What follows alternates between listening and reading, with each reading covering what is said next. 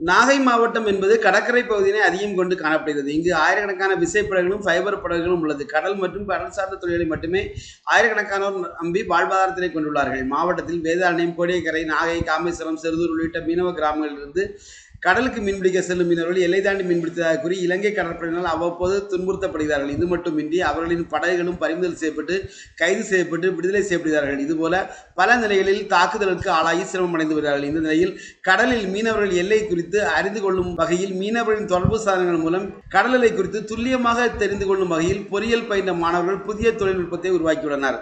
பொறியியல் மாணவர்கள் start up India மூலம் இதற்கான மாதிரி பரிசோதனை நாகை கடலில் வெற்றிகரமாக மேற்கொண்டனர். தமிழக எல்லையினை அறிந்து கொள்வது, அவசர காலங்களில் கடலில் இருந்து கரைக்கு தொடர்பு கொள்வது சவாலாக உள்ளது. அதுபோல இந்திய கடல் எல்லையில் ஊடுருவலை தடுப்பதும் சவாலாக உள்ளது. இந்த பிரச்சனைக்கு தீர்வு காணும் வகையில் புதிய கண்டுபிடிப்பு ஏற்படுத்தப்பட்டுள்ளது. இதன்படி அலுமினியம் மற்றும் நெகிழி போன்ற பொருட்களால் விமானம் போன்று உருவாக்கப்பட்ட ஏர்ஷிப் அமைப்பு உருவாக்கப்பட்டு அதில் ஹீலியம் வாயு நிரப்பப்பட்டு கடலில் உள்ள வான்வெளியில் 20 கிலோமீட்டர் தொலைவில் நிலைநிறுத்தப்படும். இந்த அமைப்பு சூரிய சக்தியால் 24 மணி நேரமும் இயங்கும். இந்த ஏர்ஷிப் அமைப்பு 24 மணி நேரமும் 200 கிலோமீட்டர் சுற்றளவில் கண்காணிப்பினை மேற்கொள்ளும் உயர் சக்தி மிக்க கேமராக்களை கொண்டு உருவாக்கப்பட்டுள்ளது.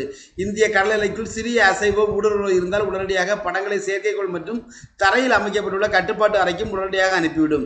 மேலும் எல்லை தாண்டும் மீனவர்களின் கைபேசிக்கு உடனடியாக சமிக்கைகள் மூலம் எச்சரிக்கை ஒலியை எழுப்பி தரைப்பகுதிக்கு தொடர்பு கொள்ள வசதியினை செய்து கொடுக்கும்.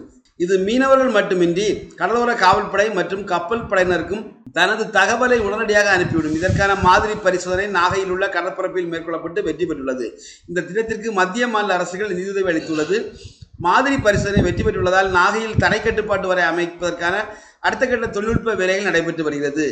நாகப்பட்டினம் மாவட்ட கல்வி தன்முனைப்பு திட்டத்தின் கீழ் செயல்படும் பொன்னி சித்திரக்கடல் ஓவிய பயிற்சி மையத்தில் இலவசமாக ஓவிய பயிற்சி பெறுவதற்கான நுழைவுத் தேர்வு நடைபெற உள்ளது. நாகப்பட்டினம் மாவட்டத்தை சேர்ந்த ஓவியம் கற்றுக்கொள்ள ஆர்வமுள்ள அனைவரும் இதில் விண்ணப்பிக்கலாம். ஓவியத்தில் ஆர்வமுள்ள 13 வயதிற்கு மேற்பட்டவராக இருக்க வேண்டும். வார இறுதி நாட்கள் மற்றும் விடுமுறை தினங்களில் பயிற்சி வகுப்புகள் நடைபெறும். மாணவர்களுக்கு பயிற்சி முடியும் வரை ஓவிய பொருட்களும் இலவசமாக வழங்குவதற்கான ஏற்பாடுகள் செய்யப்பட்டுள்ளது. பயிற்சியின் முடிவில் சான்றிதழும் வழங்கப்படும். மேலும் நுழைவுத் தேர்வு 3 மணி நேரம் நடைபெறும். காலை 10 மணி முதல் மதியம் 1 மணி வரை நடைபெறும். இந்த தேர்வில் பென்சில் டிராயிங் மற்றும் வண்ணக்கலவை ஓவியம் வரைய வேண்டும். தலைப்பு தேர்வு கூடத்தில் கொடுக்கப்படும் என தெரிவிக்கப்பட்டுள்ளது. நுழைவுத் தேர்வு எழுத வரும் மாணவர்கள் உரிய வரைபொருட்கள் கொண்டு வர வேண்டும் எனவும் தெரிவிக்கப்பட்டுள்ளது. நுழைவுத் தேர்வு எழுத விரும்புவோர் பொன்னி சித்திரக்கடல் ஓவிய பயிற்சி மையத்தினை தொடர்பு கொண்டு தங்களது விவரத்தினை தெரிவித்து பயன்பெறலாம் என தெரிவிக்கப்பட்டுள்ளது. விவசாயிகளுக்கான பிரதம மந்திரி கௌரவ நிதி உதவி திட்டத்தின் கீழ் 4 மாதங்களுக்கு ஒரு முறை ரூபாய் 2000 வீதம் ஆண்டுக்கு 6000 ரூபாய் ஊக்கத்தொகை வழங்கப்பட்டு வருகிறது. எனினும் நில ஆவணங்கள் பதிவேற்றம் செய்யப்படாதது, ஆதார் எண் வங்கி கணக்குடன் இணைக்கப்படாதது மற்றும் பதிவு செய்யப்படாதது போன்ற காரணங்களால் தகுதியான விவசாயிகளுக்கு தவணை தொகை கிடைப்பதில்லை. மேலும் PM கிசான் திட்டத்தில் ஊக்கத்தொகை பெறும் விவசாயிகள் தனித்துவமான அடல் அட்டை எண் பெற்றால் மட்டுமே 23வது தவணை தொகை வழங்கப்படும். இத்திட்டத்தில் நாகப்பட்டினம் மாவட்டத்தில் 3193 நபர்கள் விவசாயிகளுக்கான தனித்துவ அடல் எண் பெறாமல் உள்ளனர்.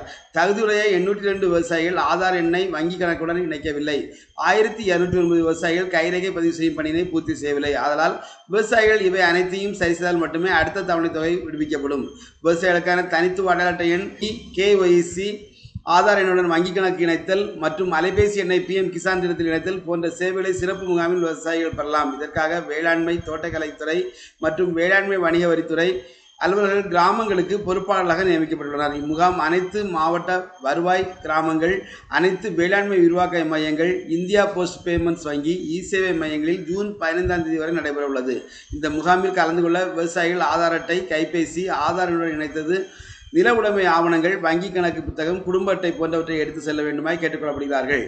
நாகை மாவட்ட நிர்வாகம் சார்பில் பசுமை பள்ளி திட்டத்தின் கீழ் சுற்றுச்சூழல் பாதுகாப்பை வலியுறுத்தும் விழிப்புணர்வு பேரணி நடைபெற்றது. மாவட்ட ஆட்சியர் அலுவலகத்திலிருந்து தொடங்கிய பேரணியை மாவட்ட ஆட்சியர் பிரவீன்குமார் கொடியசைத்து தொடங்கி வைத்தார். முக்கிய வீதிகள் வழியாக சென்று வடகுடி சாலை வரை நடைபெற்றது. பிளாஸ்டிக் ஒழிப்பு, மக்கும் மக்கா குப்பை பிரித்தல், மழைநீர் சேமிப்பு, மரம் வளர்த்தல் உள்ளிட்ட தலைப்புகளில் மாணவர்கள் முழக்கங்களை எழுப்பி கையில் பதாகைகளை ஏந்தியபடி பேரணியாக சென்றனர். முன்னதாக மாவட்ட ஆட்சியர் மரக்கன்றுகளை மாணவர்களுக்கு வழங்கினார்.